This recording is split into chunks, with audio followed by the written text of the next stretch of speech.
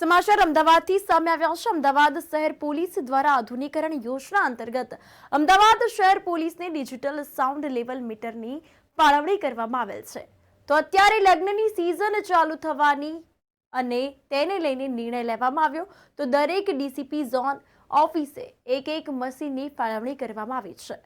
આ મશીનથી કામગીરી police sub inspector દ્વારા કરવામાં આવશે, જેથી કરીને પોલીસને કોલ મળશે કે ત્યાં ગાડી મોડી રાત્રે મોટા અવાજમાં ડીજે વાગતું હશે, તો ત્યારે પોલીસ એક ઘટના જઈને એ મીટર દ્વારા ચકાસણી કરશે કે અવાજ કેટલો હશે અને પોલીસે નિયત કરેલો અવાજ જે છે તેના કરતાં વધારે અવાજ હશે તો સાઉન્ડ સિસ્ટમ ડિટેન કરવામાં આવશે અને આ અંગે આગળની કાનૂની કાર્યવાહી કરવામાં આવશે। અમદાવાદની જનતાને પણ ઘણો ફાયદો થશે। આવનાર મહિનામાં સ્કૂલની ધોરણ 10 અને 12ની પરીક્ષાઓ જે છે તે ચાલુ થવા જઈ રહી છે, જેથી કરીને વિદ્યાર્થીઓને ભણવામાં તકલીફ ન પડે અને તેને લઈને આ યોજનાનો લાભ ખૂબ સારો મળશે તેવું અહીં જણાવ્યું છે।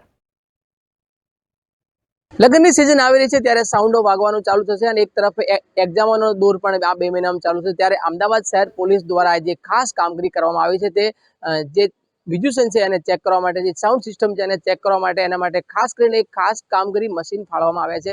આ મશીન અમદાવાદના 53 મશીનો ફાળવવામાં આવ્યા છે અને આનું અંદર એક અત્યારે ડીસીપી ઝોન 4 ખાતે પણ ફાળવવામાં આવ્યું છે। અત્યારે આપણે સાઈબાગ પોલીસ સ્ટેશન છે અને અહીંયા મશીન આગળ છે અને અહીંયા અમે વાતચીત કરી તો આ ખાસ કરીને કેવી રીતના મશીન કામગીરી કરશે અને શું કેટલા માપદંડો રાખવામાં આવ્યા છે એ ખાસ કરીને અમે પોલીસ અધિકારીઓ પાસે જાણીશું। એકચ્યુઅલી આ મશીન અમને ગઈકાલે ઇસ્યુ કરવામાં આવ્યું છે। દરેક પોલીસ સ્ટેશનમાં હાલ એક મશીન ઇસ્યુ કરવામાં આવ્યા છે અને અમારે ત્યાંથી કર્મચારીઓની ટ્રેનિંગ આ મશીનના ઓપરેટિંગ સિસ્ટમ બાબતે ચાલુ છે।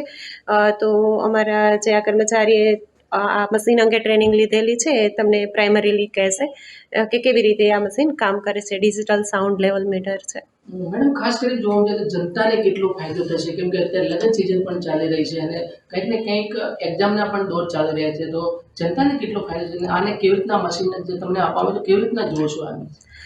ખાસ તો મોડી રાત્રે જ્યારે લાઉડસ્પીકર વાગતા હોય છે ત્યારે મોટાભાગે આવા મેસેજીસ મળતા હોય છે અમને કે સો એન્ડ સો જગ્યાએ લાઉડસ્પીકર વાગે છે, તો એ ટાઈમે અમને જ્યારે મેસેજ મળે છે તો હવે આ મશીનનો ફાયદો એ છે કે જે તે જગ્યા ઉપર જઈને જે જગ્યાએ લાઉડસ્પીકર વાગે છે એના એ કેમ્પસથી બહાર રહીને આ મશીનથી એનું એ જે અવાજ પ્રદૂષણ છે એનું લેવલ માપવામાં આવશે અને એના ઉપરથી એક આમાં સ્લીપ જનરેટ થશે। જેવી રીતે આપણે એટીએમમાં આપણે પૈસા વિડ્રો કે કરીએ અને પછી જે બેલેન્સની સ્લીપ આવતી હોય એ રીતે સાઉન્ડની આની સ્લીપ આવશે અને એને આપણે જે તે કેસ કરશું તો એની જોડે આપણે જોડશું, જેથી કરીને એક આપણી પાસે એવિડન્સ રહેશે કે સો એન્ડ સો જગ્યાએ આટલા ડેસિબલના અવાજથી લાઉડસ્પીકર વાગી રહ્યું હતું। એટલે એવિડન્સની રીતે એ કામ કરશે અને ઘણી વખત બીજા ટાઈપના એલિગેશન થતા હોય કે આવું હતું નહીં કે આવું નહોતું, તો એ ટાઈપે મતલબ કામમાં લાગશે કે હા અત્યારે આવી રીતે લાઉડસ્પીકર વાગી રહ્યું હતું જોરથી। ડ્યુરેશન તય કરવામાં આવી છે કે કેવી રીતનું કે આટલા એરિયામાં આ કામ કરશે કે